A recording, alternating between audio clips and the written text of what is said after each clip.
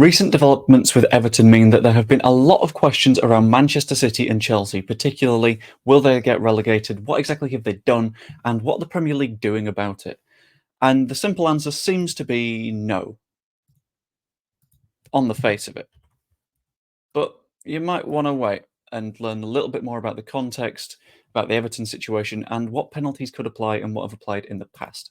So, before anything else, you need to properly understand the context, and that is what the Everton issue was. The main issue with Everton was they overspent on their loss limit. Every single club in the Premier League is allowed to lose £35 million every single season. Flat rate. Man City can lose 35 million a season, Luton can lose 35 million a season. It's a way of getting sort of parity-ish between all of the Premier League clubs, whilst making sure that if you're a bigger club, you can still spend a lot of money. Some people say that that might be too firmly weighted towards the larger side and not help the teams such as Luton to grow, but there's still a hell of a lot of loss leverage in there to work with. That is taken over 3 seasons, so it's 105 million over the 3 seasons rather than 35, 35, 35 as a strict limit. So you could lose 80, 20 and then profit and you'd be fine. Over that period, Everton were found to be £19 million clear of that £105 million loss limit. That is a colossal amount of money to lose, is, I think, as the FA put it, an irresponsible way of running a club, and they're not wrong. But then questions have come up around Manchester City and Chelsea, around their ownership, and what potential issues could be, because they are also under investigation. So, deeper dive into the case of Manchester City. There have been over 115 breaches on a wide range of financial issues. And the main general gist of it all is the fact that they've been accused of not providing accurate financial information. You might see me looking at the notes a fair bit right now, just because I want to get all the wording right. I've taken it from a range of articles as I've done my research, and I really don't want to misspeak here because I feel like I could get a lot of very, very angry fans all over the back of me if I do. This includes information around revenue, including sponsorships, related parties, and ongoing costs. Now, to summarize this, revenue, including sponsorships, is the amount that a sponsor is willing to pay a club. The related parties is if a company is owned by the owner of your Premier League club, whether or not that being a sponsorship is a completely okay thing to happen. And operating costs being the amount of money that you spend on mainly the footballing area, because things such as stadium costs or youth academy or women's team do not come under the barrier of FFP. They are completely separate. They have nothing to do with it. So, in this instance, it seems like they haven't quite been accurate in informing the Premier League around the amount of revenue they're earning from their sponsors, the way that their various sponsors are related to the club, so whether Sheikh Mansour has any interests in Dubai Air or whoever sponsors them. I think Dubai Air is the one from Ted Lasso, but you get the gist. And they might have understated their operating costs or put some operating costs under academy when they're in fact first team. Weird stuff like that.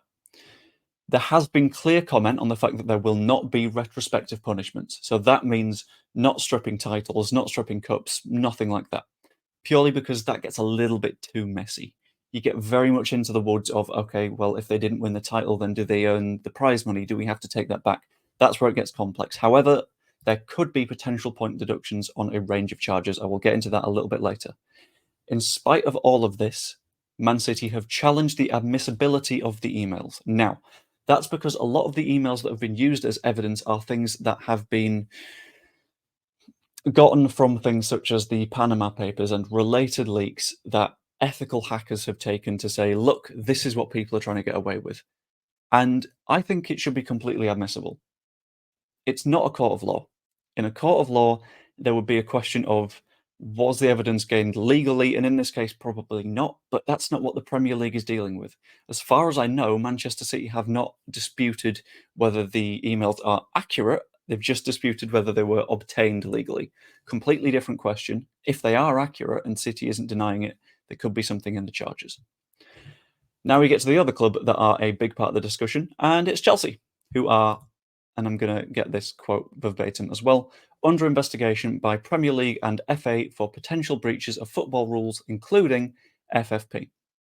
Now, that's very, very broad, but the general gist of it is there were reportedly secret payments made by companies that Roman Abramovich owned to Chelsea throughout his time running the club. You might think that doesn't hugely matter anymore because Roman Abramovich doesn't own the club anymore, but it's still the same football club, it's still the same continuity, and you still have to punish it exactly the same way as issues that have occurred under Sheikh Mansour's tenure from the same period of time. That period of time being the fact that there is incomplete financial information from 2012 to 2019.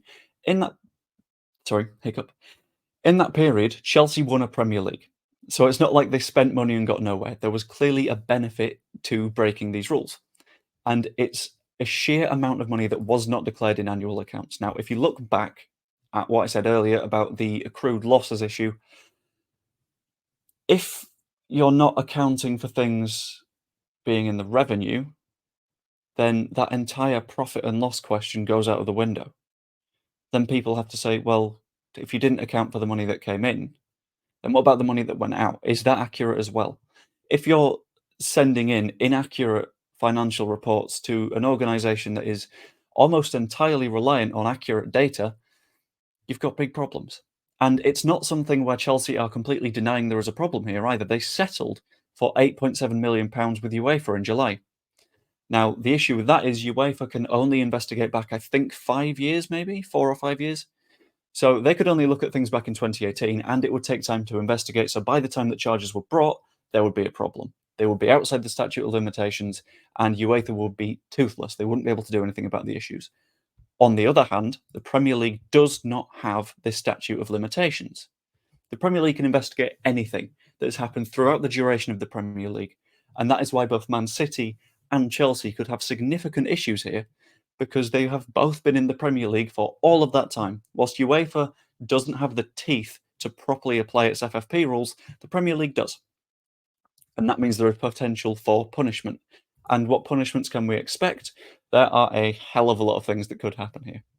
First up, there is likely to be no rescission of any cups that have been won in the FA Cup, no titles that have been won in the Premier League, purely because at that point, as I mentioned, it gets very, very silly. However, punishments do entirely depend on what the authorities want to do, and if they really want to protect FFP and keep it as a sturdy structure that keeps the Premier League a little bit fairer, there will be big punishments on the way for these clubs, because otherwise FFP becomes a joke. It becomes a non-issue that anyone can spend their way through, because if it is a fine, then it's just a rich owner being able to say, it's fine, I can just spend the fine as well, it's a cost of business. Potential issues could be fines, but they could also be transfer bans because you have cheated financially to get good players in.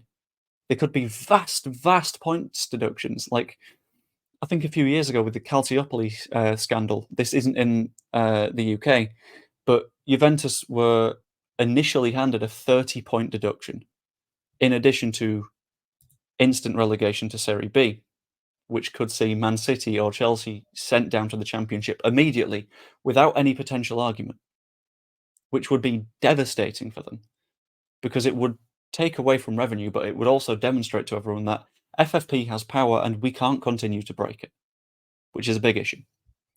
And add a points deduction onto that. I know they're always certain to get out of the Championship, but there's no guarantee. Anyway, let me know what you think. Comment down below your thoughts, like the video and subscribe. I will see you later.